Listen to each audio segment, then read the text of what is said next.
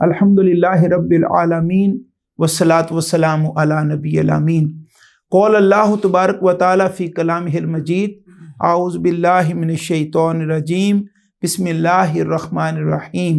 व इज़ वअदना मूसा अर्बईना लैलतन सुम्मा इत्तख़ज़्तुमुल इज्ल मिन बअदिही व अंतुम ज़ालिमून। सदक़ल्लाहु मौलाना अज़ीम व बल्लगना रसूलुहुन नबिय्युल करीम। बरादरान इस्लाम, ख़वातीन व हज़रात, मेरे और आपके प्यारे आका नबी आखिरुज़्ज़मां मकीन गुंबद खज़रा हज़रत मोहम्मद मुस्तफ़ा सल्लल्लाहु अलैहि वसल्लम के प्यारे गुलाम, अल्लाह रब्बुल इज़्ज़त का लाख लाख शुक्र है कि उसने हमें अपने कलाम हकीम को समझने और समझाने की तौफ़ीक़ अता फ़रमाई और हमें खैर जमात में दाखिल फ़रमाया। आज अल्हम्दुलिल्लाह सुम्मा अल्हम्दुलिल्लाह हम सूरा बाक़रा की आया नंबर नंबर 51 पर गुफ्तगू करेंगे और आगे फिर 52 और 53, 51, 52 और 53 छोटी छोटी आयत बैयनात तीनों को इस नशिस्त में हम ले लेते हैं। पहले हम आया नंबर नंबर 51 के अल्फाज के मानी को देखते हैं।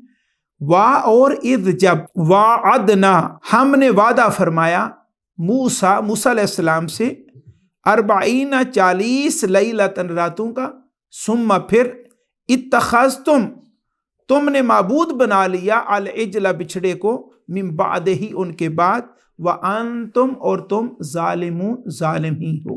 ये सूरा बाक़रा की आया नंबर 51 है।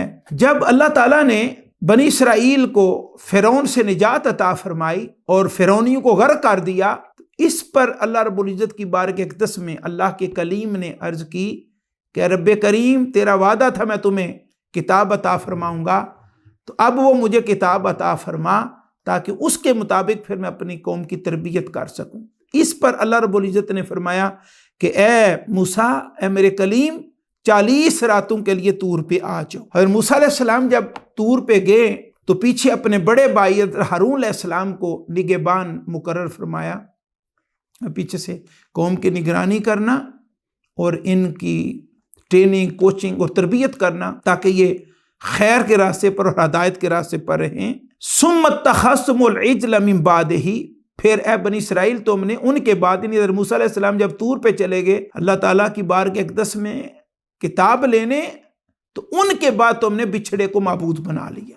अब ये हुआ इस तरह कि जिब्राइल अमी अलैहिस्सलाम तशरीफ़ लाए थे और जिस सवारी पर वो सवार थे उसका सुम जिस जगह पर पड़ता था वहाँ सब्ज़ा उगाता था।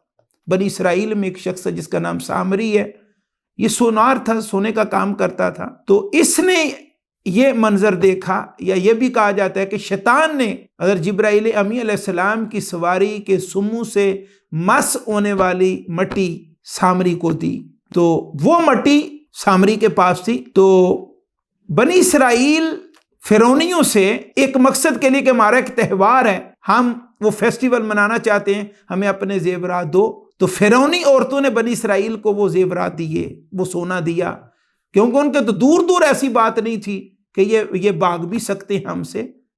तो वो सोना सारा का सारा इनके पास मौजूद था। सामरी ने कहा कि ये माल गनीमत है, फ़िरौनियों का माल है, लिहाजा माल गनीमत हमारे ऊपर हलाल नहीं, लिहाजा इसको सारे को जमा करो। जब वो सारा जेवर सोना जमा किया गया तो इसने बिछड़े की शक्ल बनाई सामरी ने, और वो मट्टी जो जिब्राइल अमी अलैहिस्सलाम की सवारी मुबारक के कदमों से लगी हुई थी वो इस बिछड़े के अंदर रखी और उसके अंदर से आवाज़ें आना शुरू हो गई। तो इस पर इसने अकली दलील कायम की।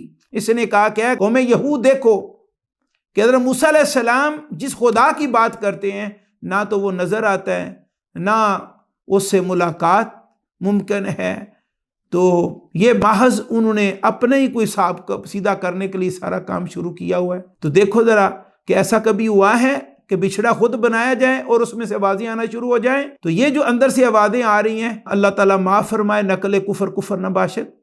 उसने कहा कि ये अंदर से जो आवाज़ आ रही है तुम्हारा खुदा ही बोल रहा है, माज़अल्लाह अस्तग़फिरुल्लाह, तो तुम इसके सामने सजदा रेज़ हो जाओ।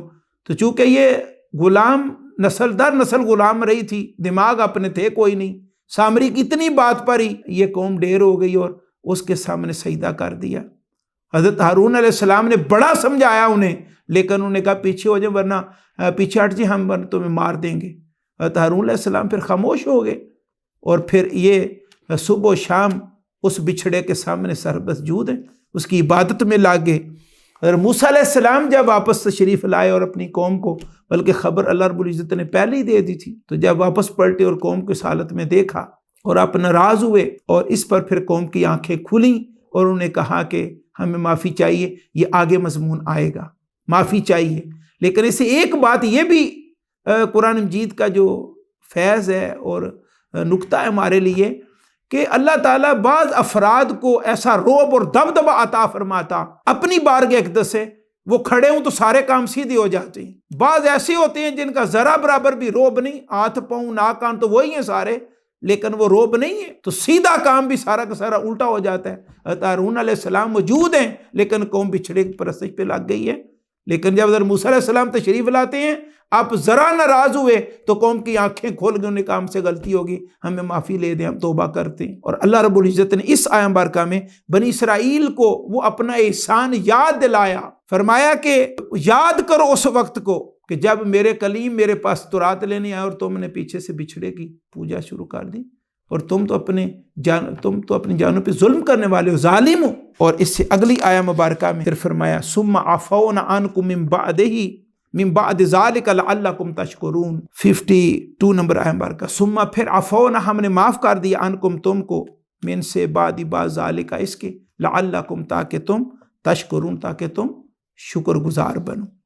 تو اس آیہ مبارکہ میں 52 میں آ کے اللہ رب العزت نے فرمایا مدینہ پاک کے یہودیو، اے قوم یہود، دیکھو میرا کتنا بڑا احسان کہ تم نے بچھڑے کو اپنا معبود بنا لیا، پھر بھی ہم نے تمہیں معاف کر دیا، اور معاف کس لیے کیا؟ تاکہ تم شکر گزار بنو۔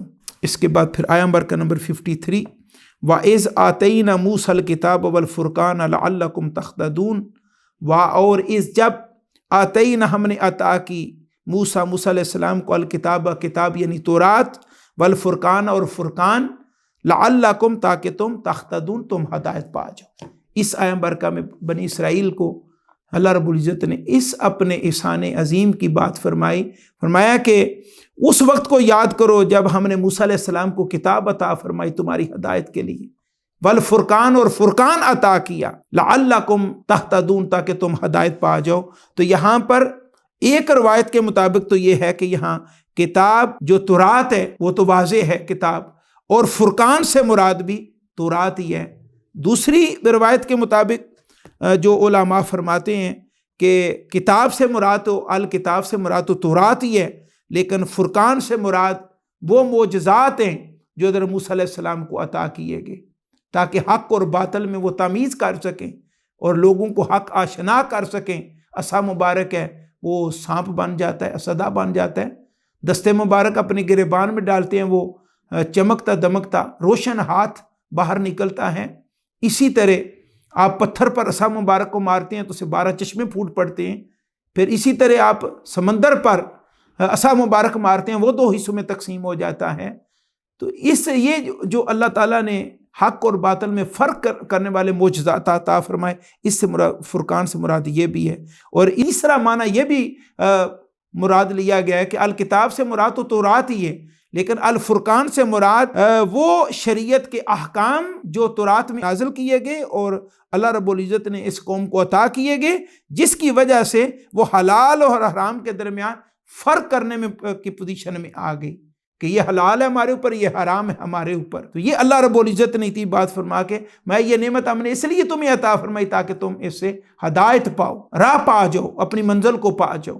تو یعنی اللہ تعالیٰ نے جو کتابیں عطا فرمائی اور ہمیں بھی جو قرآن مجید عطا کیا گیا وہ اس لیے ہے کہ تاکہ ہم اسے ہدایت پائیں۔ اس کے اندر جو وامر و نوائی آئے ہیں، کن چیزوں کو کرنے کا حکم دیا گیا اور کن سے منع کیا گیا ہے، ہم ان کی اطلاع پائیں، انفارمیشن لیں ان کی، اس سچائی سے ہم آگاہ ہوں اور اپنی زندگیوں کے اندر پھر ان کو امپلیمنٹ کریں، انفورسمنٹ کریں ان اوامر و نواہی کی۔ اسی سے ہماری دنیا میں بھی عزت اور شرف ہے، اور اسی سے ہمارے قبر اور حشر اور آخرت میں عزت و شرف ہے۔ اگر ہم ان احکامات کو چھوڑ دیں گے اور حق اور باطل میں اور نیکی اور بدی میں تمیز کرنا چھوڑ دیں گے تو پھر ذلت اور رسوائی ہمارا بھی مقدر ہے۔